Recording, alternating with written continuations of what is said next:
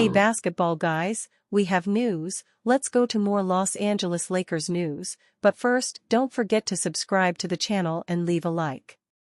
Lakers beat Pelicans with a tight score, 104-99, a great performance from Dalton Netsch and a show from Anthony Davis, who has everything to be the MVP of the season. The Lakers are having a hard time playing games this season, even though they are winning more than losing, and now they have a 9-4 record. This team depends on Anthony Davis, LeBron James, and the supporting cast is not maintaining good performances. They are always irregular. If Dalton Netsch maintains this pace, it will be very valuable for the Lakers season. Only Austin Reaves and the emerging Dalton Netsch have helped the duo of Davis and LeBron. Surprising signing of a great scorer is paying off for the Lakers, and Dalton Netsch is emerging as the new fan favorite. Coach J.J. Redick can continue betting big on Dalton Netsch's potential so that the Lakers have more firepower during games until new hires are made by executive Rob Pelinka. Dalton Knecht sets new career high in just 3 quarters versus Pelicans. The Los Angeles Lakers have relied heavily on rookie guard Dalton Knecht this season, and he's responded as the team's most consistent player off the bench. He's moved into the starting lineup though for the past couple of games due to an injury to Rui Hachimura. During the Lakers' win against the New Orleans Pelicans on Saturday, Dalton Knecht dropped a new career high in only 3 quarters of play. Dalton Knecht's previous career high was 19 points, which he set during the Lakers' win against the Memphis Grizzlies back on Wednesday. He set the new career high in the 3rd quarter with a drive to the basket and a dunk that gave him 21 points. Knecht's final tally against the Pelicans was 27 points. He also contributed 7 rebounds, 2 assists, and 2 steals. He shot 10 of 17 from the field and 5 of 10 from the three-point line. Knecht also shot 4-0 from the free throw line, continuing his perfect streak from the stripe this season. Knecht had been in a shooting slump of late, before breaking out against the Grizzlies. He closed out the game with the starters, and following the win, he spoke about the continued trust that J.J. Redick has in him even through the slump. "They just said the same thing that they always say, just keep shooting the ball and play with confidence," Knecht said. "JJ has a lot of trust in me, and just to go out there and do what I do. Shoot the ball, get to the rim and find teammates." Lakers hang on to beat Pelicans for 5th straight win. The Los Angeles Lakers look to keep things rolling on Saturday night, going for their 5th straight win in a road contest against the New Orleans Pelicans. Both teams were running on fumes with key players out and in the second night of a back-to-back, but ultimately the Lakers were able to come out on top with a 104-99 win to improve their record to 9-4. Anthony Davis loves being back in New Orleans, and that was the case early in this one as he scored the Lakers' first 7 points. The Pelicans were playing with confidence early though, and took an 18-9 lead after a triple and mid-range bucket by Brandon Ingram. Austin Reaves made a 3-pointer to snap an 11-0 Pelicans run. Davis continued to go to work from there with 12 first-quarter points, but the Lakers still found themselves trailing 30-21 going into the second. Keeping the Pelicans off the offensive glass was a huge issue for the Lakers as they allowed too many second-chance opportunities. Despite a pair of triples from Reaves and Dalton Knecht, LA's deficit ballooned to 15 with them struggling defensively and on the glass. The Lakers slowly started to chip away from there and wound up going into the halftime locker room trailing 56-46. Davis scored 4 quick points to begin the 3rd quarter, and then Knecht hit another pair of threes as the Lakers got themselves back in the game. Knecht wasn't down there as he connected from deep once again and then had a dunk to give the Lakers a 64-63 lead. Knecht and Davis continued to dominate, and after D'Angelo Russell got in on the action from 3, the Lakers completely flipped the script and led 75-71 at the end of the 3rd quarter. The Lakers' run continued into the 4th quarter as they were locked in defensively. After a pair of buckets by Christian Koloko, LA took its first double-digit lead of the night.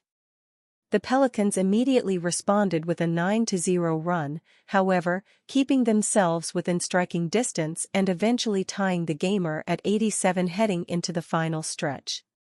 The Pelicans made back-to-back threes to regain the lead, although James immediately responded with 2 triples of his own to put LA up 4 in the final minute. The Pelicans would get within 2, but the Lakers were able to close out the close win for their 5th straight victory. What's next for the Lakers? The Lakers will now return home for 3 games, hosting the Utah Jazz, Orlando Magic and Denver Nuggets.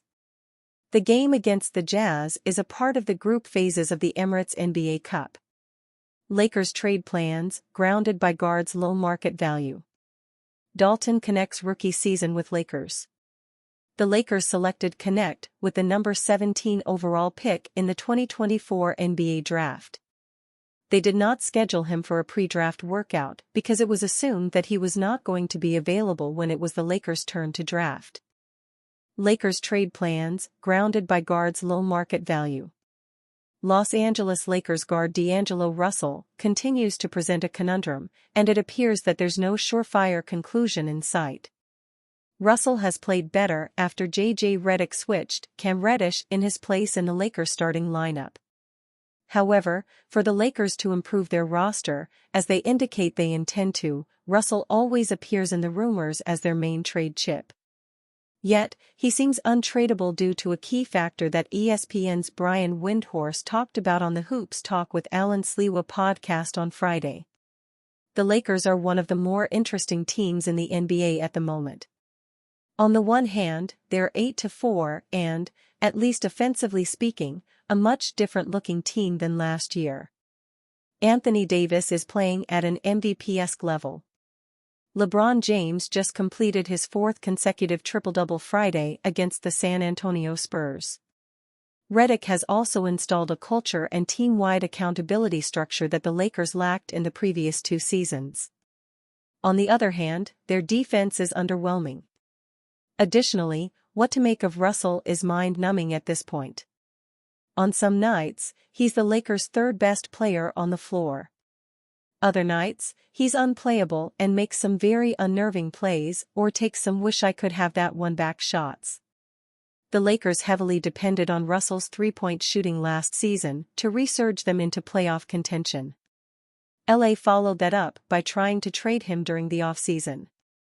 Now, the Lakers are in a difficult position, and as Windhorst put it, they are in the middle of a can't live with him, can't live without him type of scenario when discussing DLO's low trade value around the league. 415 mark.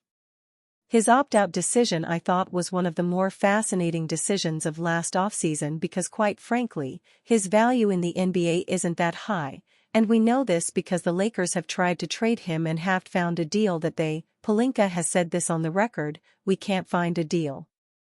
You know, he hasn't said it necessarily in reference to DLO, but he can't sell a house that nobody wants to buy. If only Russell's inconsistencies weren't such a glaring question mark. If he were to exit LA, the Lakers would lose out on a significant amount of offensive potential and playmaking. As bipolar as his game can be at times, DLO also has the ability to win games when LeBron or AD might be struggling. He's also the main roster piece that brings a significant need in, such as a center, which is definitely a need for the Lakers. The Lakers remain hesitant about trading away Rui Hachimura or Austin Reeves. So Russell remains in the conversation. But does he have to go for a trade to happen? What are the chances that Rob Pelinka can swing a deal sans Russell? The Lakers do have picks to dangle. Given Russell's low trade value, Hachimura or Reeves could eventually be laid out on the sacrificial temple altar along with a pick, and Russell continues his season unscathed. Russell playing out his final year on his contract in LA is highly plausible. If that's the case, the Lakers must find a different avenue to achieve a roster move. Either way, the Lakers kind of need DLO if he stays, whether fans like it or not.